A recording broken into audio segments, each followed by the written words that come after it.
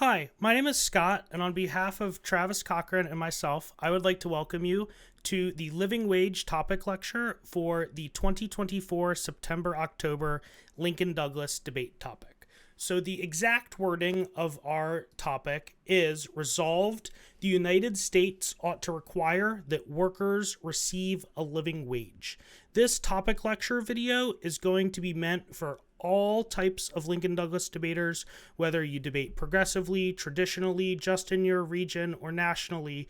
This video has something for you. I highly suggest that you use the time stamps below in order to skip around to the section that you are most interested in or that you find most helpful. As a helpful guide to you, some of the things that will be included in this video are different definitions of the living wage, a background and history of the living wage, as well as all sorts of different ways to apply debate concepts and arguments on this topic. So I'll talk about different affirmative and negative contentions, where Travis will talk about the critical side of the topic and also the value criterion portion of the debate. So I hope that you tune in to the rest of this lecture and find it helpful. Thank you.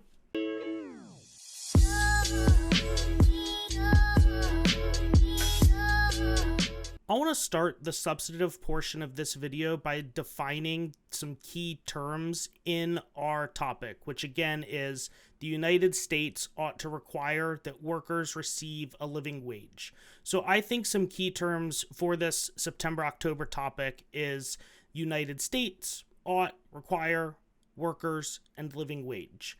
I want to start by talking about the first one, which is United States. This word we've had before. This phrasing has been kind of the meta for how we have gotten our LD topics, the last couple of topics, where unlike policy topics, it says it doesn't say federal government, it just says United States. And I think that this is just worth defining because it brings up a core debate over whether should the federal government be the one giving the living wage, should the states be the one, should the local government be that entity. I also think the word ought is important because that word is normally defined to express moral obligation, which I think will work for a lot of value criterion type cases on this topic. I think the first word that is different from past topics is the word require. And the first thing I want to note is that this is very distinct from the word provide. So if we look at the definition for the word require, the first thing I want to note is there's kind of a legal debate as to whether or not this is legal language and whether or not it has to be an obligation to do a new legal mandate or not. So when I looked at definitions to this, some of them said it wasn't, some of them said it was. So I think that this might be one of the things that people will say, but I think a lot of people will just defend that this will be some type of federal law that is done by the government. I think that you will also have people use the word require to back this up because it will say that require says it has to be done by an authority. So it's not only legal, but it has to be an authority. I think that the definition of the word require is going to be even more important for people who like to read counterplans in debate, because I think that that can be used to mandate the affirmative. And I think that a lot of negative teams will try to use that to their favor to generate different counterplan competitions and things like that. So I think while that might be or that might not be a core word that is used in topicality arguments, it's a core word for us to define because that is going to be something that is going to be core to how we debate about this specific topic. And I think that the word require and its insertion into this topic is very interesting rather than the word provide. I want to go next to the word workers. While I don't have the word workers defined here, I think that there's a couple of things that are interesting. I think first is just it doesn't say all workers, it doesn't say the United States is workers, so I think that this is going to be an interesting debate from two perspectives. First is that semantically, since the word all isn't in there, is this a bare plural? Does it mean all workers? How should we debate that? If it is, Does that mean that you can't say specific instances or specific type of workers? It also doesn't say its. I think it would have been a very different and maybe a better interesting topic that had the United States have its workers, like federal employees, have a living wage. And I think that while that could be an aff, I think that not being in the topic is very interesting. I think that it's also worth noting what is a worker, because I think some teams will use the word worker to try to limit out people that are not employees or try to include people who aren't employees. So is somebody who volunteers but works, are they a worker? I don't know how that works. I also think that the definition of workers is going to be interesting, because you can essentially specify an unlimited number of workers if you think that you are allowed to do that in the debate, which also could mean people that are not just employees, but people who would be volunteers or something like that. I think that the last portion of workers that is interesting for us is whether or not this is a full-time or a part-time employee. I think that, can a part-time worker earn a living wage? So if a living wage is $30 an hour, can a part-time worker earn a living wage but not earn a living salary because they're working part-time? So I think that the distinction of how you define a worker is going to be very interesting for this and have all sorts of complications for how this topic is actually debated. I also just want to say, why does the word workers even including in the topic matter? And I think that it's very different from the word employers. And I think that the reason I want to talk about this is it kind of changes how the resolution works a little bit, because if you have a living wage mandated on the workers, the question becomes, if a worker doesn't receive a living wage, what happens? I think if you had the topic worded like it was previously on different topics, where it was mandated on the employer, that would require the employer to give a living wage, and that would be enforced by the government. I'm not sure how that would be mandated upon the worker. So I think it's going to be interesting to see how the word receive is defined in addition to this. Also, as I previously noted, I think it's very interesting that it's not the word employees. And I think that could open the idea pool up to things like workers being part of the working class, where you might have capitalism style affirmatives define workers in that matter. But I think that the word workers rather than employers is interesting in the same sense that it is for it not being the word employees. But let's go on to a living wage. So when you look at living wage, if you research 10 minutes on this topic, you are most likely going to run into this source from MIT that has a bunch of numbers and statistics and all sorts of things like that. So I just wanted to start with that, because this is how that source defines what a living wage is. So when you're looking at all of those statistics, this might be helpful. I think that it sets a good baseline of determining what that means. I think that the most interesting part of this for me is that these definitions say full-time work, which makes me question what happens to part-time workers and how does that work. So I think that the basic definition would be for a household to earn and support themselves over the course of a year, and how much wage would be required in order to do that. I think it's pretty simple. If we look at it, it's what a full-time worker must earn on an hourly basis to cover their minimum needs. I think there's 3 core components to this. First, full-time. Second, it's not just one person, so it's variable. A person who just supports themselves is going to need a different wage than somebody who is supporting a dependent, like a child. So I think that the definition having the words themselves and or their family is very interesting. I think that the third component to this that is very interesting, or core to our definitional debate, is that there's a debate about what is living in a living wage, and a lot of different sources define this in different ways. Is it the minimum basic needs? Is it what people need to support themselves? Is it concise? Is it nebulous? Who do we leave that up to? Do we leave it up to the person receiving the wage? Do we leave it up to the government? Who decides what's reasonable and not reasonable? And I think that that is an interesting debate that I'm going to leave up to the background section to kind of determine what kind of categories would be included in this. But I think that looking at it from these three perspectives is really important definitionally. I also think definitionally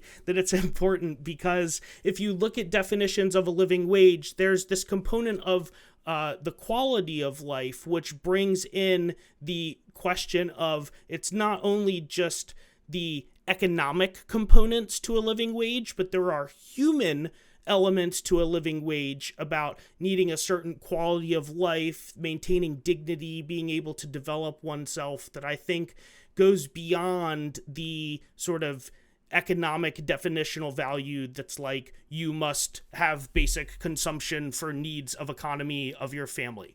So I think that this level of living wage is really important. The final thing that I have for the definition section is just a reminder that this is distinct from providing a job. The resolution states that once a worker has a job, that worker must receive a living wage, but it does not provide the worker with a job. So it is very distinct from a guaranteed job. So I thought at first this topic was going to be a lot bigger than it is, but I think it's a lot smaller because it doesn't mandate employment at all. It just mandates a wage once that employment is given. I also think that the word wage is interesting and that it says salary, because if we calculate somebody's expenses for the year, like a lot of these charts do that you'll see in a second, I think that that wage is what it takes over the course of the year, but that might not account for all types of workers, how much you have to work, part-time workers, students, all sorts of things like that. So that's what I have for the definition section before I kick over to the history and background sections, which I'm going to do now.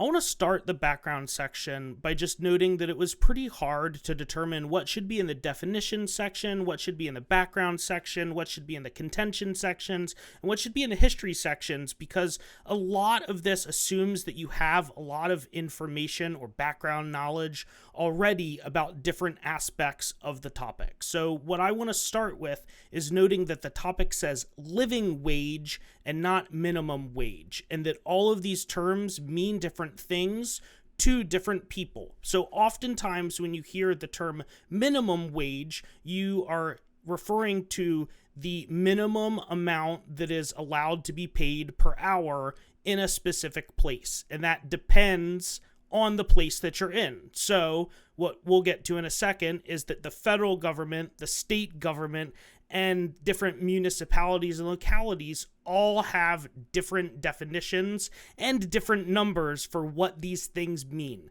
So if you're in the state of California, you get paid a lot more as a worker than you do in other states because California has a higher minimum wage than the federal government. The living wage would be much higher than the current minimum wage. The idea behind the affirmative in this debate is that the wage that you will be allowed to get paid as a worker will increase from whatever the minimum wage is to the living wage. And the amount that it would increase, that gap between the minimum wage and the living wage, is what we call the living wage gap, or at least that's what I've seen in the literature so far. A lot of places also refer to the term poverty rates, but I think for the purposes of the terms of this video, I think living wage and minimum wage are the most important terms. When we look at a living wage, though, how is that calculated? Because much like minimum wages, you will see that certain states have high minimum wages and some states have much lower minimum wages. And that is because a living wage, much like a minimum wage, would probably be very variable and flexible. It would be very different if you live in California, which is very expensive, versus somewhere that's not as expensive. And I think that there's also definitional terms or questions in terms of how we should calculate or define these things. Is it based on the current costs of the world? Is it based on what the cost would be after a living wage? Because, honestly speaking, if a living wage was instituted, the costs of things would probably increase.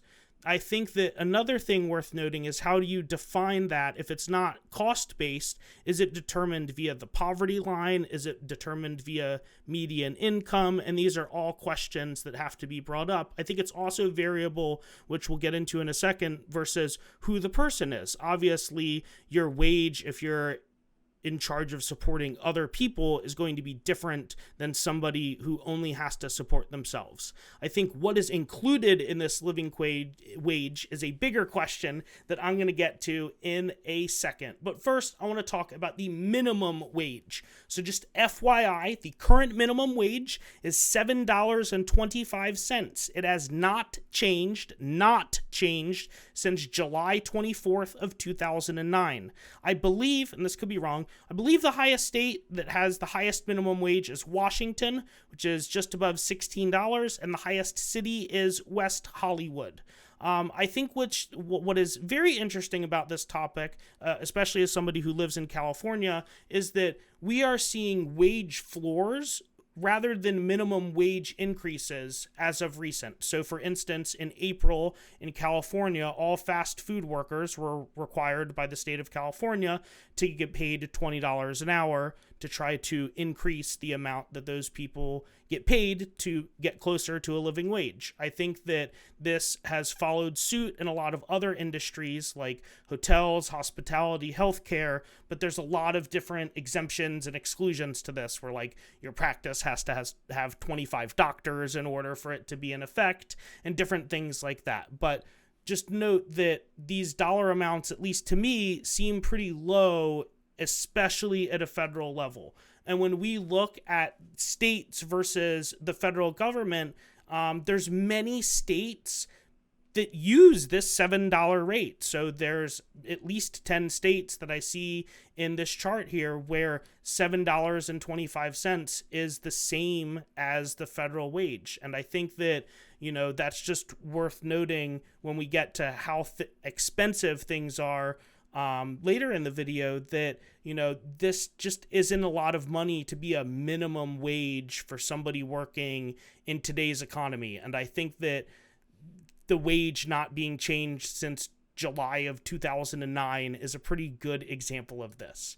So I want to go back again and say it's very variable and very flexible. So this chart, which I'm sure if you've seen the topic for 10 minutes and you've gone to this MIT site, you've seen the chart that looks like this. And I think that, yes, it does vary based on how many children somebody has, how many adults are working in your household, but it also varies based on geography, your location, your city, your county. So for instance, if you look in California's different counties, it doesn't really seem like what I would equate to what the cost is. And I think that's also just because it groups everything together and doesn't look at everybody's individual circumstances. So I think one of the interesting components to this in the background of the topic is that it's not going to be a topic where you're going to say everything looks a specific way for the solution, because everybody's solution is going to be different, which means the affirmative is not going to have one size fits all for what a living wage is actually going to look like. I think that when you look at this chart, if we look at what's included, let's say, I think that we'll start really basic and then go in depth. I think that sort of the basic things that it has, food, childcare, medical, housing, transportation, I think that all of these things are definitely things that would be included in a living wage, and that we could look at these things more in depth. I think that one of the things that I'm not going to touch on much in this video, so I'll talk about it now, is that the taxes component to this is a very, very interesting and probably part that most people are going to look over when they calculate a lot of these numbers and statistics that they bring into the debate. But if we look at this a little bit more specific, I also want to go back and look at this and say, when it says medical, when it says housing, when it says transportation, that's very different versus the reality of what the world looks like. So your housing cost isn't all grouped in one sort of bucket. It's in a bunch of different places where you have to pay a bunch of different people. And I think that putting this one number for everything in each category together is really deceiving, because, you know, your car might break down and you might need a new transmission, and that's definitely something that you need for your basic needs, but that might not be something that's included in your costs for every year even, or every month, or every 5 years. So these are all things that you need to consider, and why, as I've been looking at this, I just think the numbers seem really low if you have anywhere near a robust definition of what it means to have an adequate living. So I think that these are all great examples, whether it be housing, transportation, or medical, that's that one little category. There's a lot more to it, and it could be a lot more expensive than you think. The other thing to think about, transportation being a great example, is that it varies from every single different person. So somebody who lives in Manhattan in New York City probably isn't going to have a car. They're probably going to ride public transit or Ubers or taxis, and their bill for transportation on the monthly or yearly is going to look very different than somebody who commutes in a place that has high gas prices. So these are all things that make a living wage very variable and hard to have like a one-size-fits-all definition or approach to. If we do look at these categories, though, I've seen them in a couple of different ways, and I think that some of these range from nebulous to very specific, where it's kind of like the MIT graph, where it's like food or childcare or housing, or they have very specific words for it, where it's like household fuel or communications or things of that nature. I think that this will be where the affirmative gets some leeway in the debate in terms of what is or isn't included, whether a pet, would be included or not, whether that would be adequate, how that works, and all of the different things that would go with that. I also think, while things could be a living wage, I think that there are some definitions that say what's not a living wage. So I think that payment of debts, dining out. So I think that if you have basic needs, there's a difference between having money to shop for groceries versus going out to eat, which would be more expensive. So I think a living wage might define, versus what I've seen, as including groceries but not included eating out, because that would not be a basic necessity. It would be a want rather than a need. So I think that there are some limiting terms of this topic, but I think that there are a lot of things that could be debated about or considered adequate underneath of a living wage. I think that some of these definitions are very interesting because the exclusion of debt and credit arguments could be very interesting, at least, or not interesting from a progressive perspective. But I think from just like a basic humanity perspective, this definition here that says cost for caring for a disabled or elderly family member just seem not in line with what I would consider a living wage is, because if your family is in need, that doesn't seem like you are self-sufficient and adequate to me. It seems like there would be a sort of lack that needs to be filled. So while there are lots of things that are included, I think it will be interesting to see what isn't included under a living wage on this topic. My final thought for the background section is just these numbers seem off. I'm going to try to do a separate video on this, but I, for instance, took the medical costs for California, in the region where I live, and it said that the entire medical costs for a adult with 0 children is $24,073. That is less than a basic silver Obamacare plan for 6 months. So I think that some of these numbers just seem a little off to me, and especially for things like medical, where under the ACA, a worker is required to have health insurance, that the mandated amount that you would have to pay would be much higher than this. So I think that it's just really hard to look at some of these numbers and just say, all right, this is exactly what it's going to be. I also think that, as I brought up earlier with breaking down what is under medical, that this is just the health insurance component of medical, and there could be lots of other things, like if you actually use your health insurance and need to use your deductible, or you need prescriptions or anything like that, that it would be way more than a lot of the amounts that I'm seeing. So the last thing I want to say for the background part before I get into the history is just be really careful with all the numbers and statistics that you are using on this topic. In the last section, before we talk about how to apply the topic to different debate arguments and styles and value criterions and philosophical arguments that we often use in LD debate, I want to stop off really quick and talk about the history behind a living wage. First is that there is a history of living wage in ancient times, Aristotle, Socrates, all of that type of stuff, but I'm going to leave that outside of this video for now and kind of skip ahead to modern times in the United States. So on this topic, which is a domestic topic, the first time we see a movement for a living wage in the United States is in Baltimore in 1994. Now, obviously, that did not catalyze like a federal action, or else we wouldn't be debating this topic, but it did lead many cities to think that their workers should be paid a minimum or a living wage.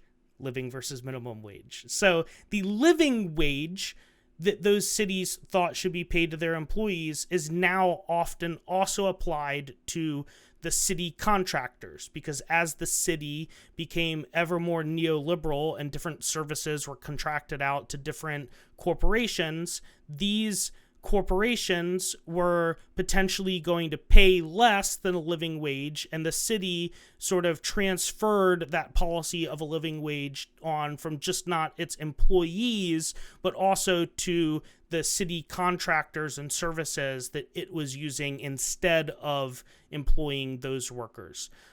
When we look at this historically in the United States, there are some specific examples in specific industries and specific regions. So one of the most robust examples that I could find was that airport workers at Oakland and San Francisco international airports are paid a living wage, as well as certain cities. And I want to say I saw that the Arkansas library employees of the state of Arkansas are paid a living wage. When you look at these numbers, though, and how they work and all of the different policies, it's worth noting that the definitions of what it means for a living wage and what all of that detail is can be very different. So I want to say the city of Cleveland has a living wage, but there are exemptions that are carved out. So if you have a business that has less than 20 or 50 employees or whatever it may be, you don't have to pay a living wage, because the legislation was afraid that it was going to negatively impact small businesses. Another example where you see this is when we talked about California raising the wage floor for fast food workers. Certain fast food restaurants claimed that they weren't fast food because they didn't have certain things, or they did have certain things that the legislation required, so that they weren't technically a fast food restaurant. So I want to say that maybe Panera or somebody like that applied to not be a fast food restaurant because they didn't definitionally meet whatever that living wage for that industry was. So it's going to be very important historically as well as definitionally on the topic for what these different exemptions are, because it's going to make the topic a little bit more nuanced if those exemptions are allowed, or if the word require is trying to get us out or around that word. When we look abroad from the United States, I don't think any country has a living wage right now. I want to say that Australia comes close with their minimum wage, but I believe that Australia has an incredibly high cost of living, so that could very well be why their wages are higher. But someone's welcome to comment on a country that has a living wage, but I'm not aware of any legislation that has passed that has, on like a federal or national level, instituted a living wage. However, I did see studies where Scotland and Ireland tried to do this or were thinking about it. It wouldn't surprise me if different European countries did something like this or did a test case on a lot of these progressive style topics that we have. You get a lot of test cases or examples that come from those regions. So it wouldn't shock me if we see those again, especially because, like I said, I want to say Ireland or Scotland was thinking about this, looked into it. So something that's worth noting. If we take it from domestic to international to debate, it's worth noting historically that this topic was sort of kind of debated. I honestly think the wording of the topic that was before was way better than this topic wording. But in debate history, this topic was the TOC topic for 2015, I believe. And it changed the actor, it changed the way the worker part of the resolution worked. But other than that, the history behind it is pretty interesting. The last thing that I want to note for the history section is that not all jobs are going to be affected. So if we look at the industries that are most likely to be affected, they're listed here. But one of the things to note on the history of wages, I guess, is that a lot of jobs already pay a living wage. So the living wage historically is going to impact jobs that are paying less now. So there's going to be some industries that are going to be heavily impacted where others are going to be not so much to at all just because their wages are high now. So hopefully that was a brief and good introduction to the topic as far as the definitions, the background, the history. And now I want to turn the floor over to Travis, who is going to talk about value criterion arguments on this September-October topic. So I'm going to be talking to y'all right now about some of the value criteria case structures that you can be writing on this topic, as well as a very brief introduction to some of the philosophical issues that you can be discussing in your own cases. The big first area of value criteria cases that many people are going to discuss are, of course, have to do with ethics and what we ought to do. Now, that means utilitarianism is going to be coming into play, whether that is on the aff or the neg, because there's a lot of different discussions about what are the types of consequences of a living wage and how that might benefit us from a myriad of ways, from improving poverty to potentially, well, the opposite and maybe collapsing the economy. So utilitarianism will be a common thing that's used in frameworks on both the aff and the neg.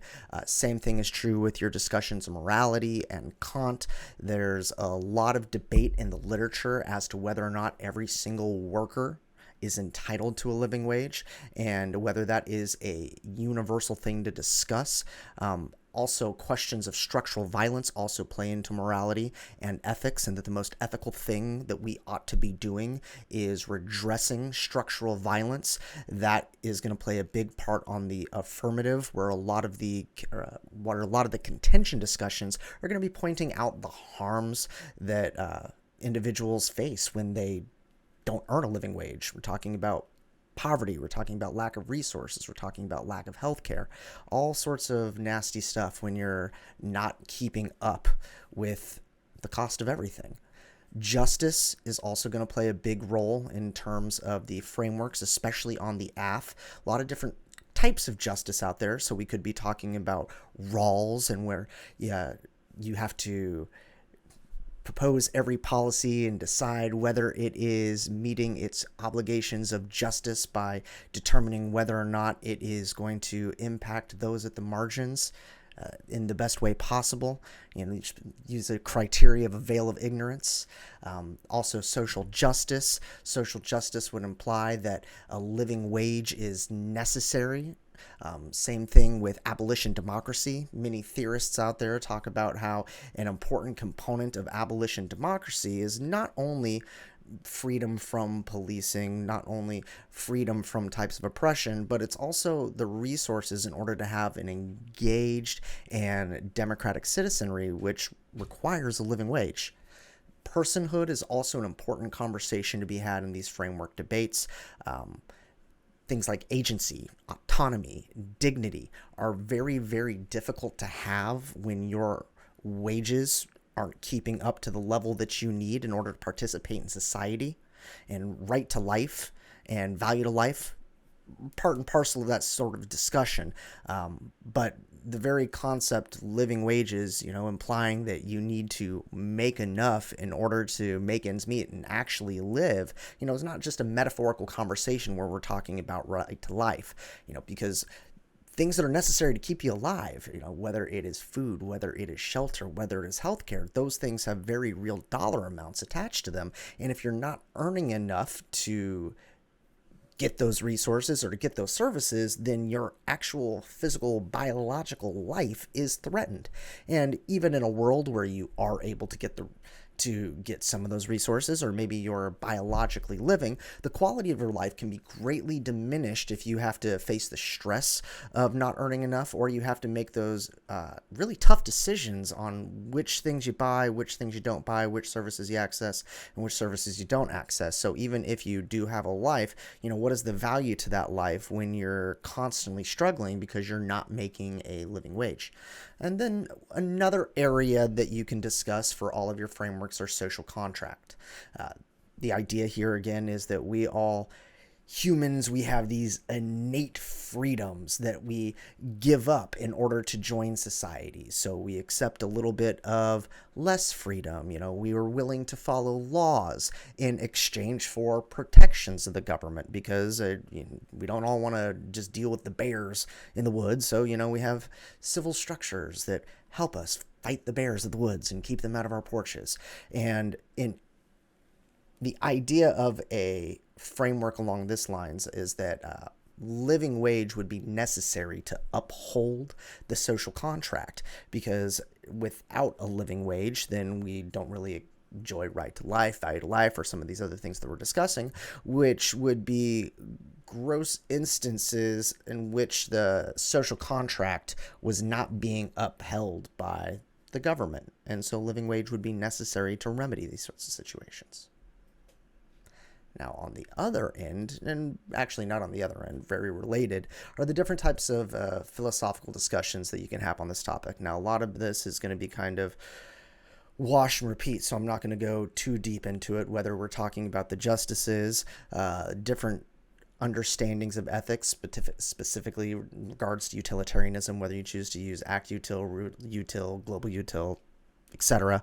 Or if you're talking about morality and deontology and Kant, there's negative rights that people should be free of some sort of interference, and that maybe on the negative you can be arguing that a living wage would actually be imposing harm against certain employers or against certain sorts of individuals who'd be forced to comply with those rights. And then on the flip side with the living wage, a positive right where it's something that we all should have innate access to. And there are some theorists that talk about how there is a universal good that is attached to having a living wage, and that as long as that you work, you deserve that. That would be in line with discussion of positive rights.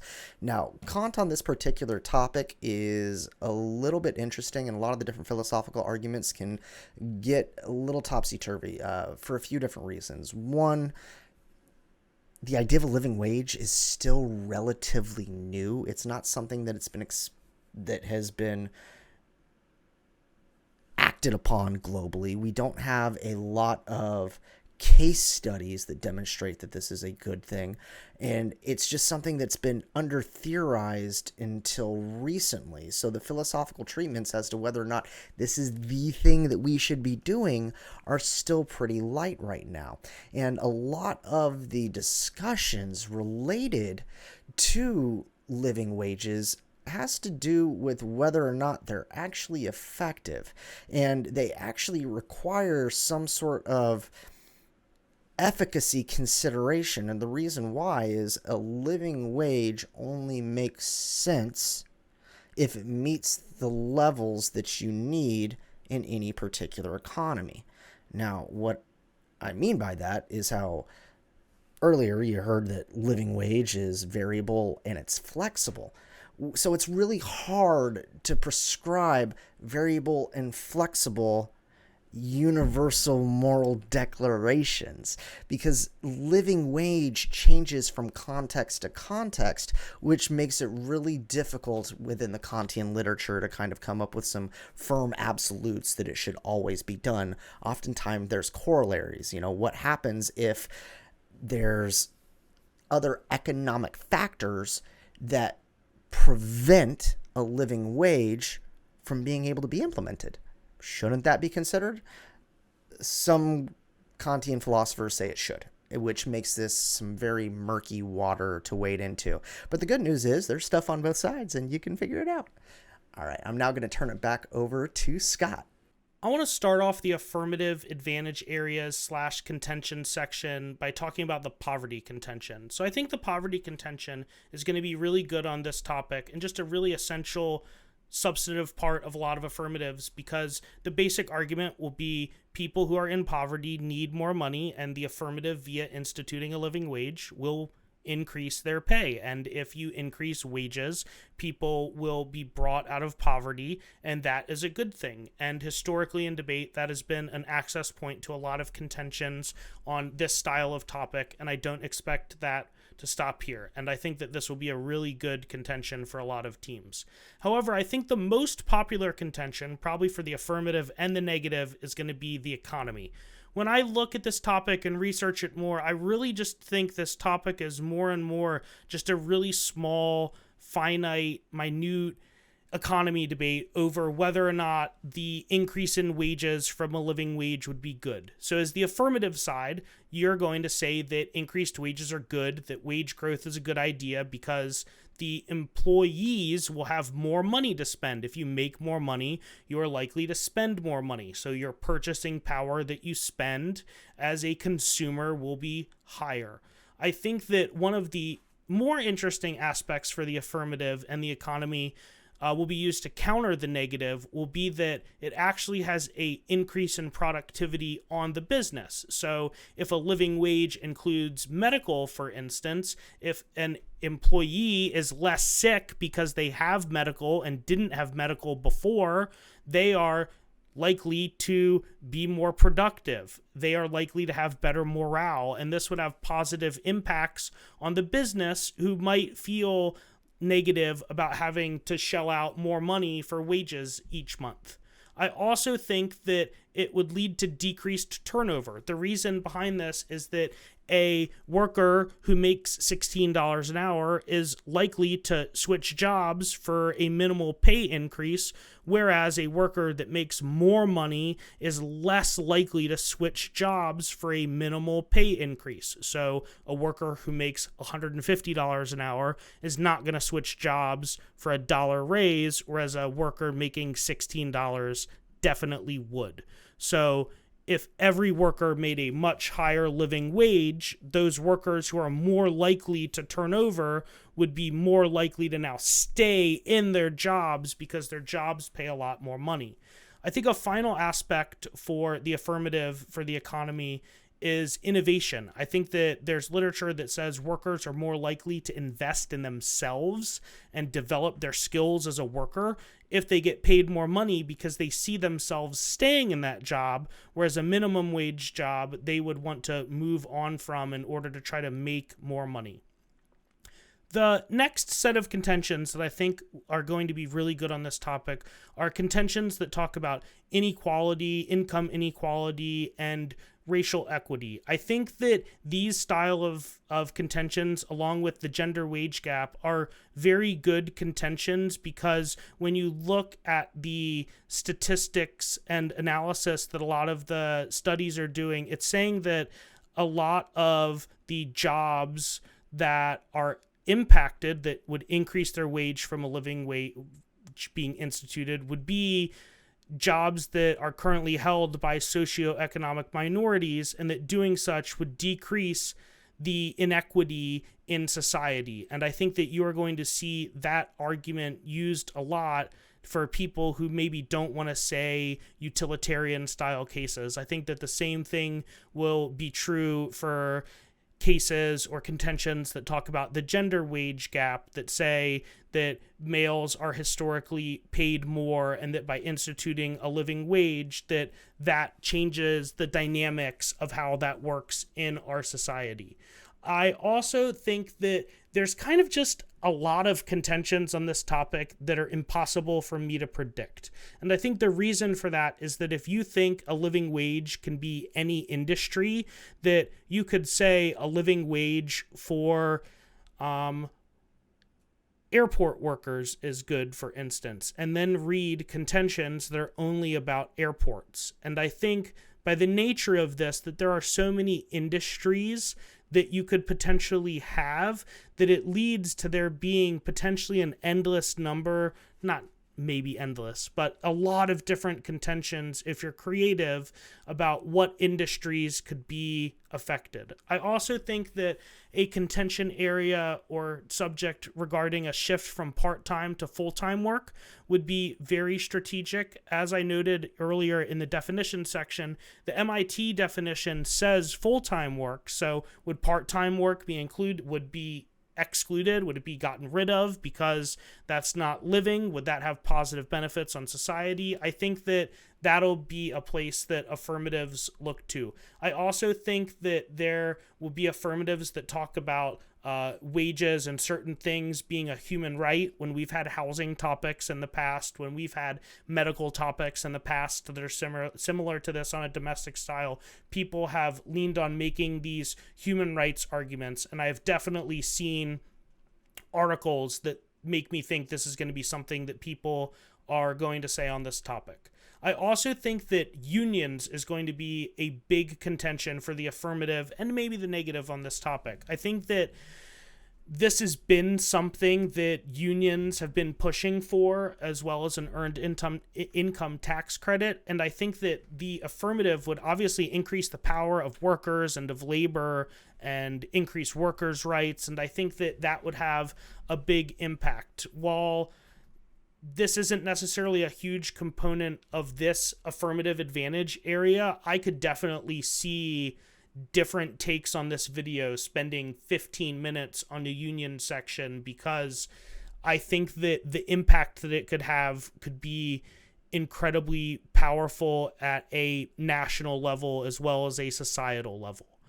Some other things that I think the affirmative might look at are a crime contention or maybe a capitalism contention. I'll let Travis talk more about this, or if you're interested in a capitalism contention, you can look more later in the critique section. But I think that the idea of empowering workers and workers' rights is always something that's viewed as anti-capitalist, and as such, I think you might see affirmatives sort of lean into that literature. The last thing I want to talk about before I talk about some of the planned affirmatives is I think the AF ground is smaller than I thought it was going into this topic. The resolution only guarantees a living wage for workers who have a job, which means that the topic is in itself pretty small because there's no provision of that job. But let's look at planned affirmatives for a second. So if we look at affirmative plans, I think they'll start very generic. I think that you'll have affirmatives that are just super flexible. They'll say, we'll give a living wage to everybody.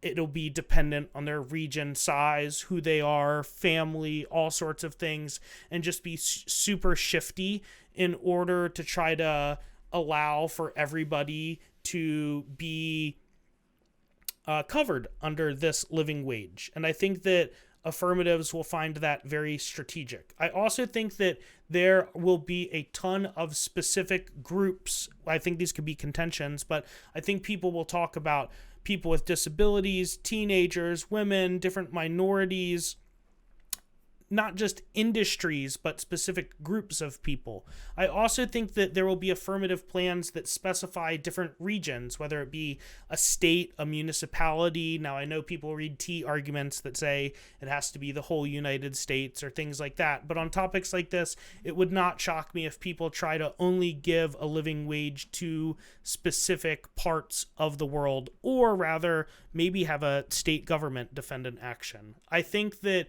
we will definitely see affirmatives that give prisoners a living wage. If we look at debate history, this is definitely said when this topic was debated 9 years ago. I think that debate is pretty interesting. I'll get to that in the T section a little bit, but I think that might be one of the areas that I would go on the topic. I also think that a federal AF would be pretty interesting because it would defend your federal government sort of justification. One of the biggest problems or biggest things affirmatives are going to have to address on this topic is, what is your federal key warrant? And I think an affirmative that only applies to federal employees would be really smart, because state governments wouldn't have jurisdiction over those employees for some type of states or local districts counterplan. I also think that the courts affirmative as an actor is going to be potentially good. I don't know what this looks like yet, but on topics like this in the past, on the housing topic, we have seen people say that a right to housing or a right to a wage or right to a job is international law or has some type of precedent. So I think that we will definitely see different courts style of affirmatives on this topic. For the last part of the affirmative plan section, I just want to start by saying there's an endless number of X industry contentions. There's just kind of like an endless number of specific jobs if you think you can specify a job. So whether it be airport workers or fast food workers or athletes, on this topic in the past, a bunch of teams read living wage for the military and then said U.S. hegemony is good. I think that might be something worth exploring if you're concerned about federal key warrants, because the government would be the only one who has jurisdiction over the military. But the thing that's worth noting is I guess there is some type of limit on this, because there are obviously some industries that pay a living wage now. So those companies or those industries that pay a living wage now would not be affected. So those jobs would not see the same impact as other jobs. So while this isn't a comprehensive list, I guess you could limit it out by thinking that a lot of the high-skilled jobs would not be included, but there's still just a lot of specific jobs that I think different affirmatives will try to craft their affirmatives around. So that's what I got for the affirmative section. Now let's flip it over to the negative side of the ball. I know this seems repetitive at this point, but I really think that the best contention or disad area or core ground for the negative on this topic is the economy disad or the economy contention. I think that if we look at this topic, it's really just a minute debate over whether or not the cost of employment via a wage increase will result in positive or negative benefits for the economy. So I think there's a lot of different approaches or angles the negative can take to this. The first one is that increased wages will lead to decreased employment. I think that this is one of the core functions of this topic. I originally thought that the negative was just distinctly ahead here, but I'm seeing a lot more evidence that seems like this might be something that is way more up for debate than I originally anticipated. I think that people will also say prices will become inflated, the economy will inflate, and that increased wages means people have to pay more. So that could be a core component of a negative economy scenario.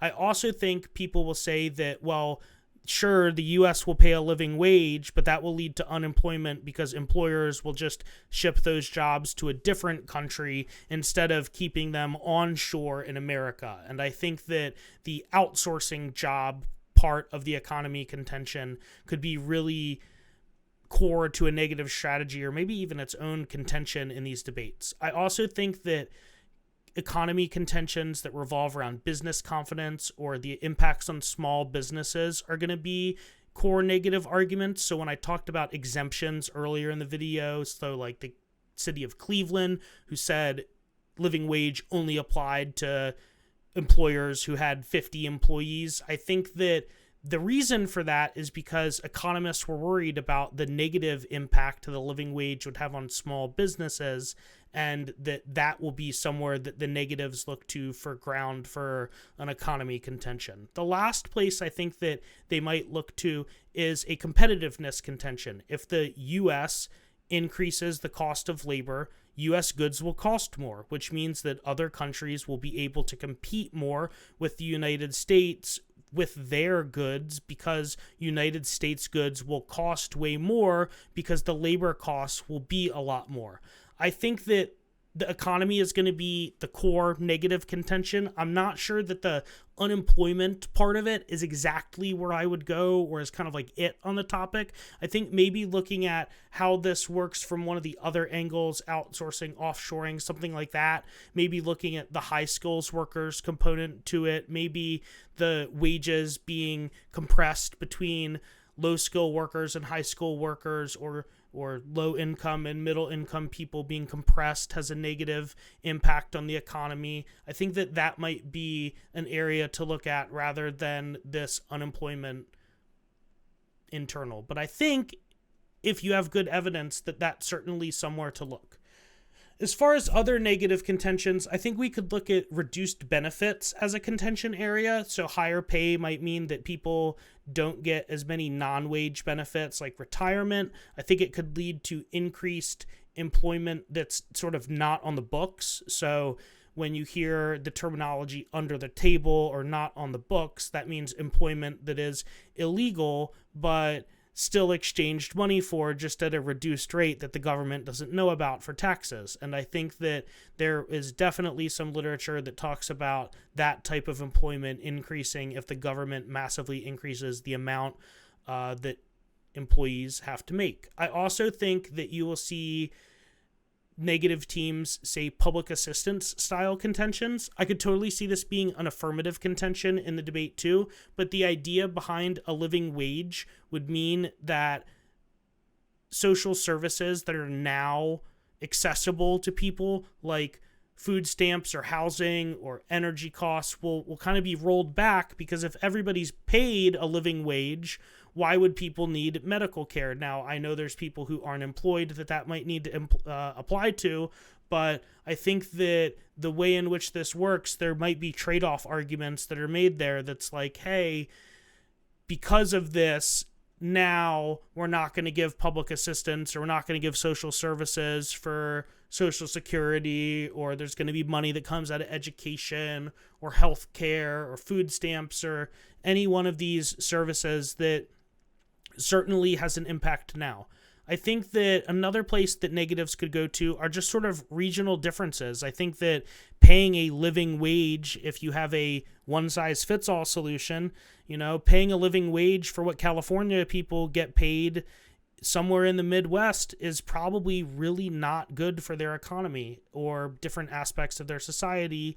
And I think that negative teams will try to capitalize on that. I also think that people will read different subsets arguments. So just like the affirmative will say that a living wage decreases the amount of inequality, that a increase will cause negative impact. So if we look at the history of a minimum wage, if the minimum wage increases, there's an argument to be said that black employment or teenage employment goes down when the minimum wage increases, because those types of employees are most likely to be the ones who lose their jobs or are negatively affected if a business is no longer willing to pay that wage that was previously lower that they were willing to pay. So I think that from a negative perspective might be something to look at. I also think that if we look at all these contentions, that they could all obviously be read as different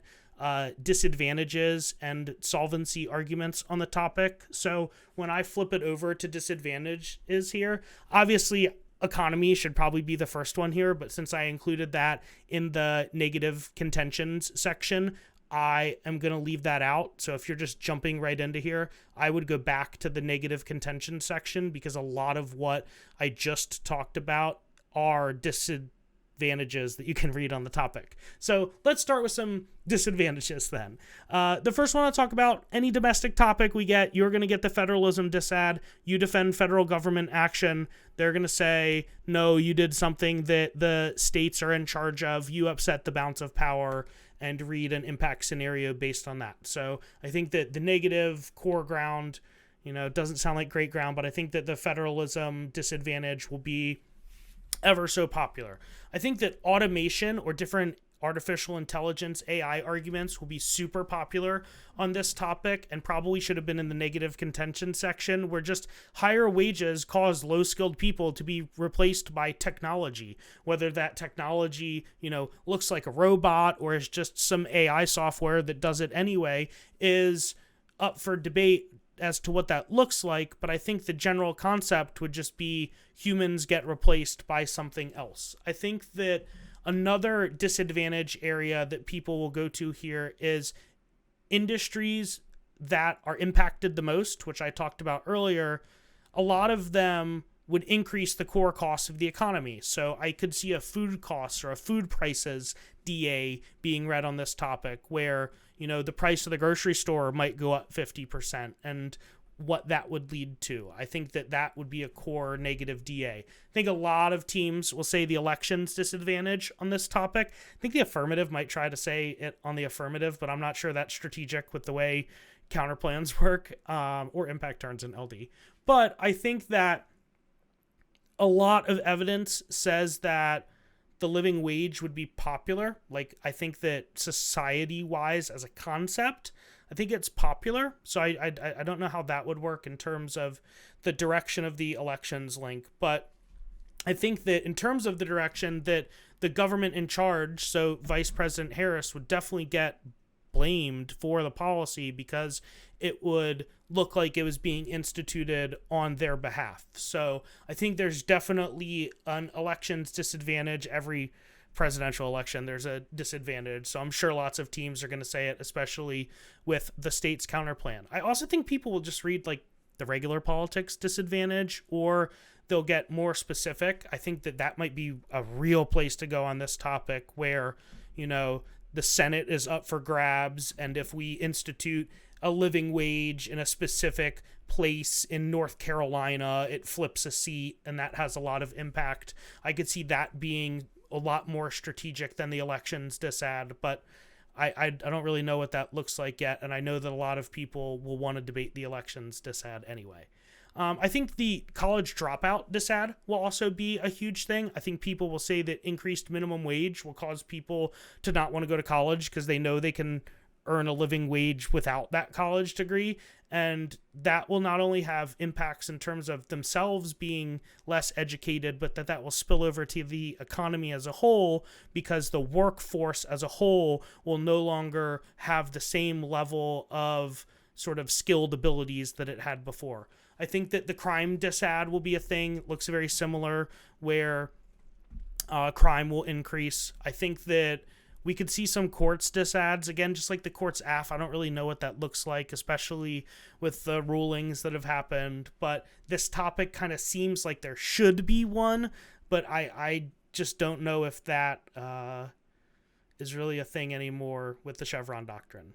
So the last thing I want to talk about for disadvantages is kind of like the increased purchasing power disad. I already talked about kind of like the food costs version of this, but I think that people will read a lot of different versions of this. The two examples that I've seen on past topics are sort of the meat DA, which is if you have increased purchasing power, you are more likely to buy meat, and that has negative consequences. The same thing is true for timber. So if you have more income, you are more likely to increase your demand for wood.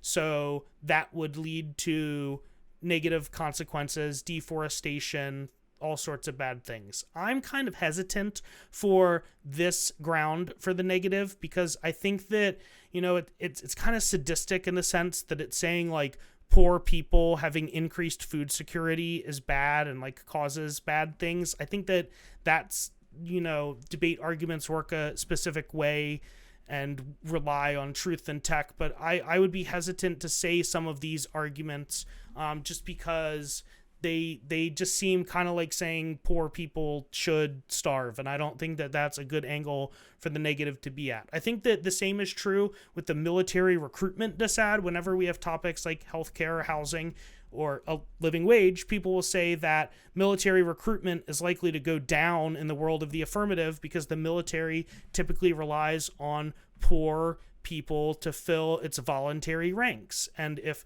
a living wage would increase, that might have an impact in one way or the other on military recruitment. The last thing I want to talk about in the disadvantage section before I jump off into the other arguments is that I could really just see solvency arguments being made on this topic, where maybe there's certain aspects that aren't covered under an adequate living wage that the plan doesn't provide that is necessary, but the Aff doesn't do. So I think that this is the final thing to think about, just kind of like different ways that solvency interacts with disadvantages on this topic. Now that I've talked about disadvantages, I want to talk about counterplans that you can read on this living wage topic. As I've been alluding to all video, I think that the core negative strategy, if you want to read counterplans, is the state's counterplan. On all of these domestic style topics, the negative in a lot of instances reads a counterplan that says instead of the federal government doing a living wage, the states themselves as governments or local districts should do the living wage. And I think that there's going to be a lot of solvency evidence that talks about this because, as we talked about with minimum wage, the states have already enacted higher minimum wages than the federal government because the federal government hasn't changed the minimum wage since 2009. So I think a lot of teams will try to employ the state's counterplan to try to counteract a lot of affirmatives in the debate. So I think it's really important that the affirmative thinks about, when they're matrixing out how they should do the affirmative, that what is your federal key warrant and does it really have an offensive reason to support it, because a lot of negative strategy is going to come from testing the affirmative's federal key warrants with things like the state's counterplan. I also think you might have more specific versions of the state's counterplans, like the localities do it or the municipalities do it. I think that this might have some theory problems that are worse than the state's counterplan, because the counterplan would have every locality or municipality sort of utopia and do it at the same time, the same way. And I think that that would be a worse level of fiat than the state counterplan normally talks about. But I think that that could definitely be something that teams say in the debate. I also think at a state's level that for a solvency perspective, it might make more sense than the federal government because the states will know their regions better. So for a living wage that varies a lot based on region and geography and location, I think that that will be a place where a lot of negatives go to try to contest the affirmative. I also think that other agent counterplans, such as Congress, courts, things like that, might be popular, but in a world where a lot of teams probably say the United States, I could see versions of the state's counterplan being a lot more prevalent on the topic. I think what we will see as much of is alternative mechanism counterplans. So I think a lot of people, when they see this topic, are going to jump right into thinking universal basic income plus a disad about wages plus a disad about the topic. So I think things like a jobs guarantee or an earned income tax credit could be read. all of these things have been debated before, so people will have the solvency cards for them already. I think earned income tax credit on this topic is really good because it interfaces with a lot of the literature, especially at a movement and at a critical level. I think on the same reason or same level that those counterplans are going to be strategic, that portions of a living wage counterplan, as I'll phrase it, are going to be really popular. So people will say guarantee housing, but don't do the other things and read a disad to that. Or they'll say just do healthcare and read a disad to childcare, or vice versa. I think that this will be an interesting way to do the topic because they'll be competitive by not doing a living wage, but obviously there will be a place for the affirmative to gain leverage from because these counterplans would by nature not give some type of wage or some type of good or service or something that somebody needs as their basic need as a portion of the counterplan. I also think that there will be counterplans that target specific industries. So the affirmative does it for all workers. We only do it for this specific group of people. I think that might be harder competition-wise, but I think targeting that with the word require, which I'll talk about in a second, could be really strategic. I think this is a great advantage counterplan topic. I think that a lot of the affirmatives contentions will have real small internal links, even core contentions like the economy. I think the bigger you get to the economy internal link, the bigger the affirmative is probably susceptible to advantage counterplans. So I think that that's something that the affirmative should think about, and the negative should definitely think about employing against the affirmative in these debates. I'm not going to get too much into word picks, but the word workers seems susceptible to me. Not sure exactly what that would look like, but I think that that could come from both a sort of policy perspective and more of a critical perspective.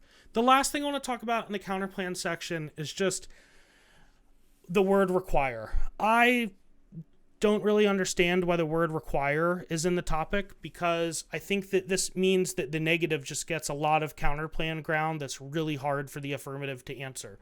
The first thing is, and you can, if you're just into this section, I included the definition for this in the definition section, but there's just really good process counterplan competition for what the word require means, and that being a mandate, and that you could change that word to mean something else. So on a topic where the small business or business confidence disad is a thing, it seems really strategic for me for the negative to say, no, don't make the government require it. Let's do some type of negotiation with the industry about the regulation of the living wage that we are about to enforce on them before we do it. And that wouldn't be a requirement, but it would have the benefit of resolving a lot of the economy advantages or disadvantages that would be read in the debate. So I think that from a process counterplan perspective, it's not only bad for the affirmative for like generic reasons, but I think there's some really good specific arguments on this topic. I also think that along the same line that you could just pick a different word and then have an exemption and say that that requirement means all people. So all of these exemption arguments like Cleveland carved out for small businesses could be negative ground in the debate. The third thing I want to talk about is when you look at debate history and you look at this topic in the past, the wage subsidy counterplan was really, really, really popular, where you didn't require that the living wage be given, but you create a subsidy for the wage. And that would certainly work with the way that the topic is required and give the negative potentially a lot of ground that they maybe shouldn't have on this topic. But I think that since it is in the topic, that this word, especially with how it interfaces with counterplans, is going to make counterplans a really strategic option on this topic. I want to talk about topicality for a second as well. The first thing is I want to stitch this in with the require argument that I was just saying. I think the reason that this require word and counterplan competition is hard for the affirmative is I think a lot of negative teams are just going to read topicality require, not even because they think that you violated the word require, but because they just want you to say, yes, we require, and they're going to concede your we meet argument on T require and get all of their counterplan competition for that. And because of that, I want to start with just saying I think T require is going to be a big thing. And I don't think it's necessarily, some people are going to say can't be all workers, only a subset. But I think it's more so just the strategic implications it has for the rest of the debate that make me think that topicality argument is strategic. I also think that a lot of people are going to read bare plurals arguments on this topic. Semantically, with the way the word workers works, I think that, maybe subsets aren't a thing. I think with the way that community consensus is going, that subsets is definitely a thing. So I think that the people who want to say this will say it, but I'm not sure that, substantively this would be my go-to argument. But I definitely think if this is your thing, that there's definitely good ground to read it on this topic. It's just a question of whether or not the judges that you're going to prefer are going to buy that argument. I think that people may read topicality arguments about the word workers, talking about what does that mean, a contractor? Does it mean employee? Maybe they'll try to say that the word workers applies to nonprofits or volunteers. They'll replace the word workers with employees and have some type of disadd to that. Does it mean all workers?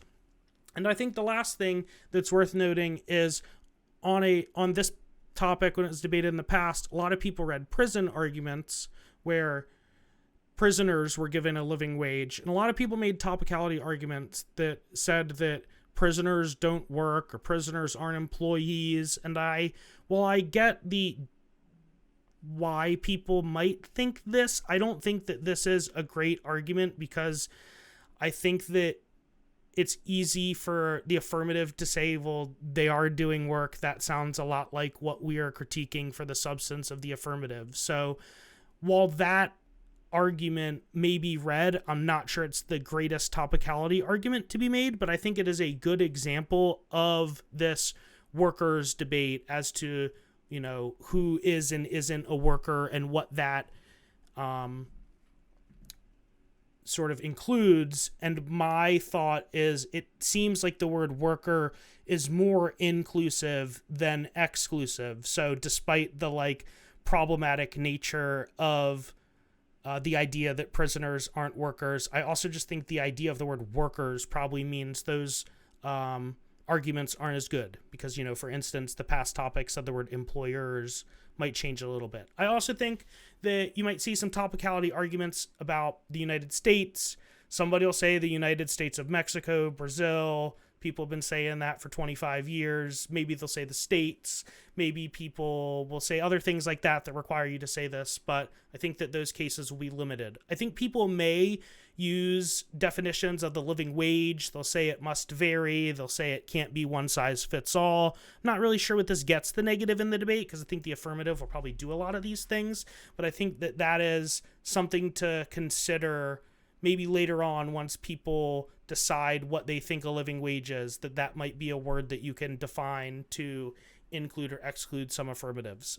Finally, in the T section, just want to say that because of the varying flexible nature of the topic, probably going to see a lot of specification arguments, probably going to see a lot of effects and extra T arguments, because the topic is not a provision of a guaranteed job. It is just the wage is guaranteed if you have the job. So I think a lot of those topicality arguments are going to be popular against teams that say those things. But that's all I have for topicality for now. I want to turn it over for the rest of the video for Travis to talk about more critical things.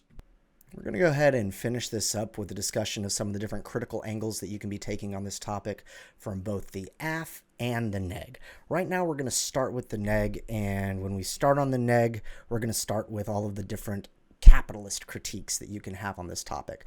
Because while this topic is designed to ameliorate some of the worst forms of marginalization in the market economy, there's still a lot of anti-capitalist literature that is fairly critical of a living wage. And there's going to be a couple different main arguments that are being made in this literature that I'm going to focus on. The first one is a criticism of piecemeal reforms. And the idea of these kinds of links in this kind of literature is that capitalism as a system and sort of the different impacts that we are seeing on a daily basis, they are not specific to merely not making enough money. They have to do with a lot of other different things, whether it's financialization, whether it is extractivism, whether it is consumption and consumerism. A lot of this stuff is not addressed by merely making sure that everybody has a living wage. If we still have these consumptive desires and we just want to go out and buy and shop and dig and just build all the greatest AI so that we can send funny pictures on our phones and not really care about the carbon footprint that all these data centers require, then it's just going to be business as usual. And so some of the harmful aspects of capitalism can be glossed over by merely focusing on wage.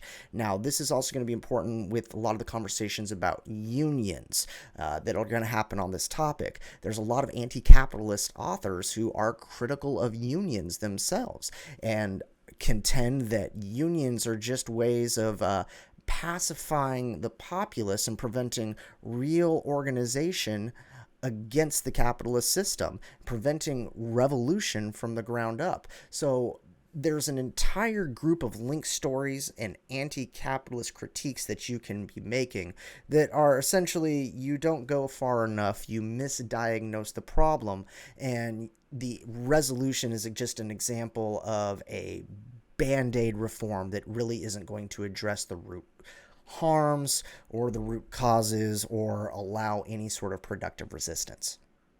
Now, in a related note, but a different sort of link story, there's the idea of the neoliberal subject of workers. And what I mean by that is that the resolution says that workers should be required to have a living wage. Okay, why workers? Why only workers? Why are workers the only ones that get a living wage? A lot of ideas and policies that are directed merely at the worker is a way of not providing necessary resources to the entire population. And then a lot of different groups and a lot of different sort of critical theorists talk about this from different angles. For instance, in disability literature and discussions, there's a lot of individuals who, because their disabilities, aren't able to work in the sorts of ways that would be considered by this resolution. So according to this resolution, do they not deserve a living wage? What about children? Children aren't workers. Do they not deserve living wages? Students are not theoretically workers. Do they not deserve living wages? So there's all sorts of considerations here with who is a worker, what is a worker, who's not a worker, and why worker itself is a good rallying point for organization. I mean, are there better ways of distributing social resources? Are there different ways of designating policy that can organize around a different sort of subject instead of the worker? And depending on the different sorts of theorists that you talk to, yeah, there's a lot of different ways. Whether we're talking, instead of rewarding work, you could be rewarding care. Okay, maybe we deserve social services based on caregiving and care receiving, because everybody needs care.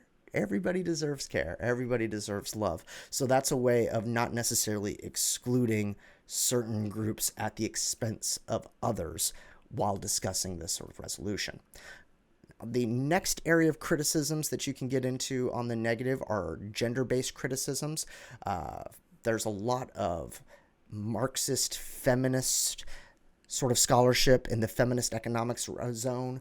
Authors like Federici have used a lot of Marxist insight and applied a gendered lens, which has us, again, understanding that maybe that concept of the worker is a limited concept and isn't really as revolutionary as some might think it to be.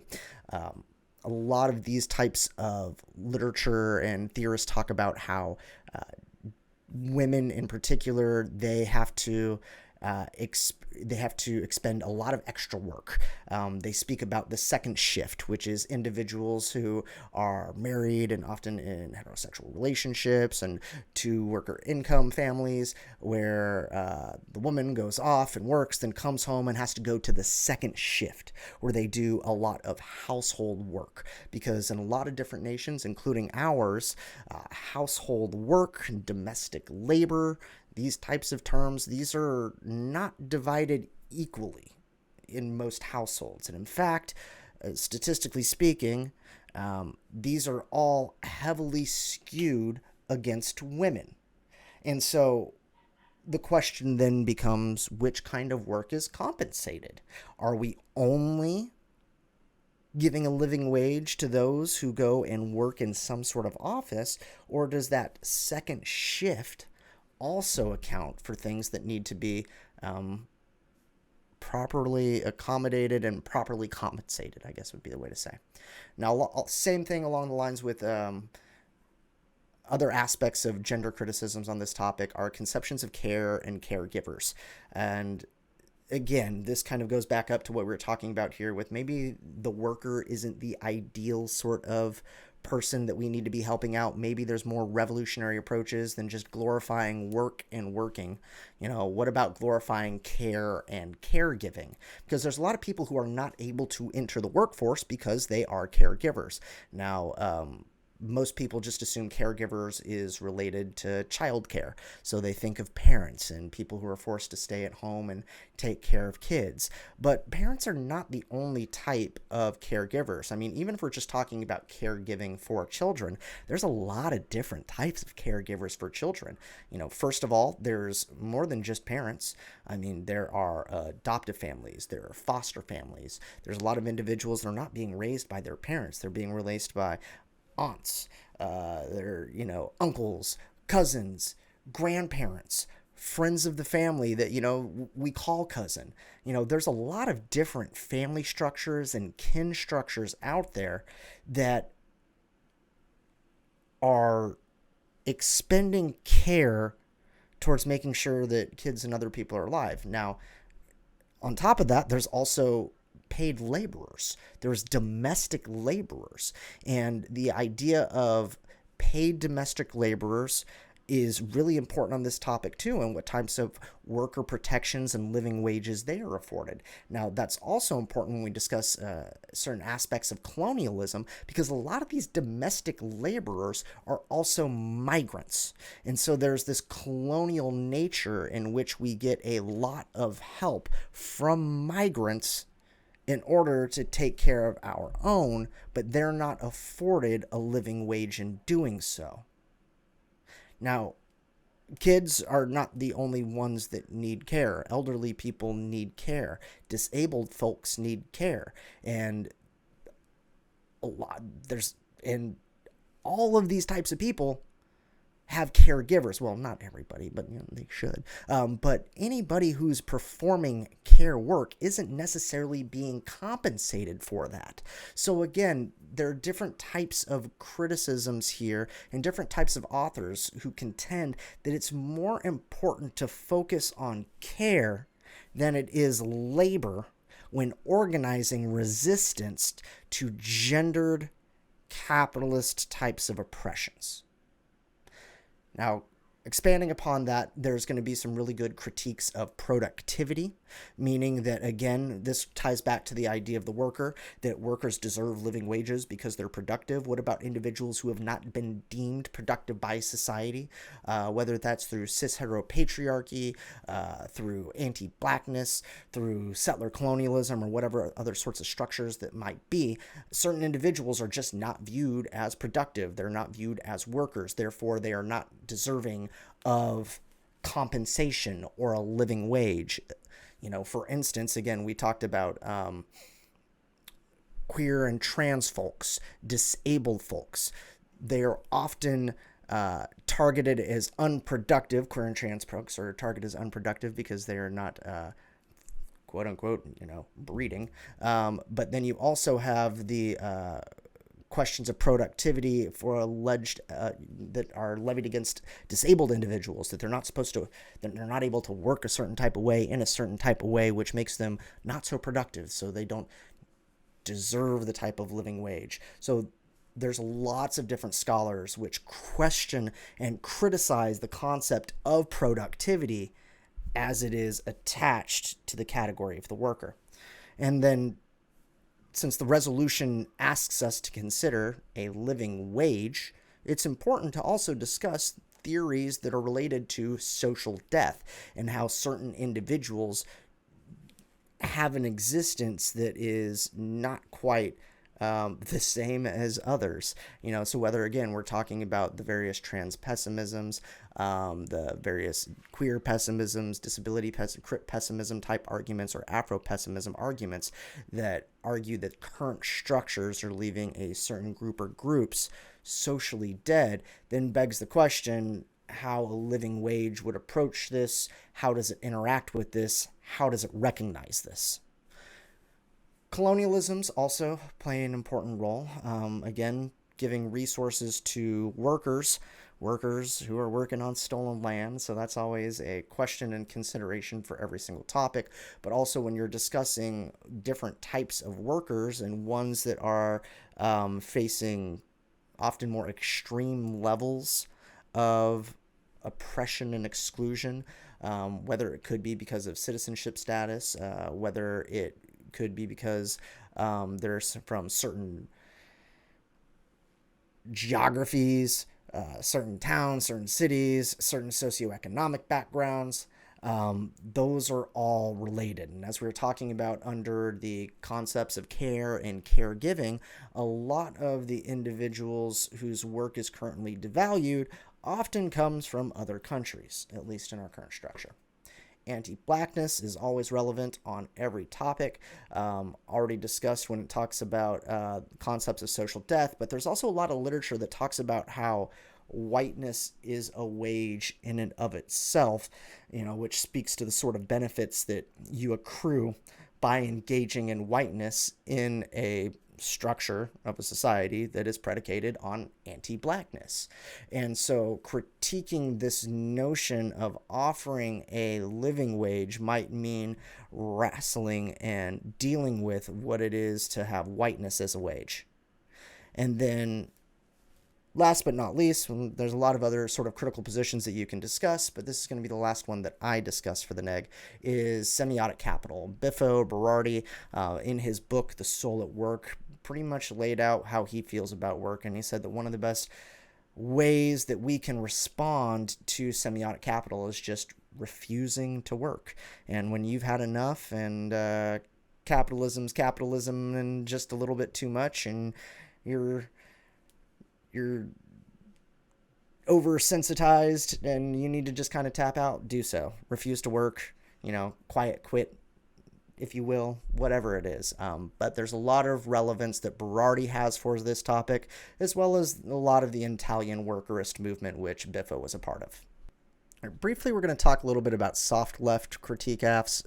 The main crux of all of these affirmatives are that reformism is good and that living wage is a step in the right direction to redress forms of structural violence. There's a whole slew of anti-capitalist Affs, everything that Scott's talking about. There's a whole slew of Affs for marginalized groups of individuals, so individuals that workers, both recognized and not recognized in the status quo, who are really getting the worst of it in today's economy. When living wages are directed towards these individuals, it can really do a lot to improve their entire lives, and there's a lot of good impacts and sort of critical offense that can be generated from that. Abolition democracy, again, these are already discussed above, so I'm not going to go into too great a detail, but for the most part, this entire topic is a giant soft left K-AF. Everything is sort of a soft left K-AF on this topic. Now, can you just go hard util and just focus on the economics or things like that? Sure, you can. But because of the way in which living wage was brought up in terms of discussions and the certain groups who kind of brought this term to the forefront and who are the ones who are really advocating for it now, a lot of that is within sort of the social justice literature. And so it just kind of lends itself to that soft left critical ground. So I'm not going to talk in detail a lot about various versions of soft K affs because everything we talked about it kind of is. So with that, we're going to talk about the hard left K affs. And again, there's not too much to discuss here because there's a few sorts of phrases in the resolution that are going to sort of pigeonhole what it is that affirmatives can do from a topical perspective.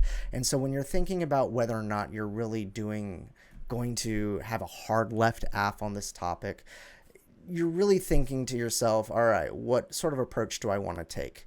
Do we want to be reformist? Do you think reform is good? Think living wage is a good step in the right direction? Maybe it doesn't resolve all of the capitalist harms. Maybe it doesn't solve all of the harms of inequity. But, it's a good thing, so we should try it. If you believe in that, then you're going to be doing sort of the soft left K. Okay, now, of course, you can use this with any traditional value criteria cases or anything along those lines. But if you're thinking reformism good, you're just sort of doing a traditional aff. Now, if reforms are not enough for you, maybe you're into the literature about non-reformist reforms, where we think that a living wage is not just a typical reform, but it's actually a very important radical gesture that could break status quo structures. Now, if you're in that camp, then things like abolition democracy are going to be a very good approach for you. But you can still do that in a very topical way. Now, if you want to expand it and have a list of not only living wage, but other more radical demands, then you can do that and defend that. Now, the hard left sort of critical approach here is not reformism, it's not non-reformist reforms, it's radical and revolutionary approaches. So things that are not willing to just work within the system, but are looking to either completely withdraw for the system or overthrow the system. Now, when we're talking about that, there's a couple main ideas that some people might have on this topic. And those are, one, taking unique approaches to living wage, or two, taking unique approaches to workers. So the topic asks us to require a living wage for all workers, but that begs the question of what a living wage is. So if you consider that there's all sorts of other wages that come with by having certain identities coming from certain socioeconomic backgrounds, as we were talking about with like whiteness as a wage, there is some interesting critical ground that you can have and write some cases about how, all right, if whiteness as a wage and the resolution asks us to require a living wage, well, then somehow we need to compensate for that whiteness as a wage, or for masculinity as a wage, or for any kind of those invisible wages that exist. And so finding ways of challenging the bifurcated nature of the system could be a potential hard left approach.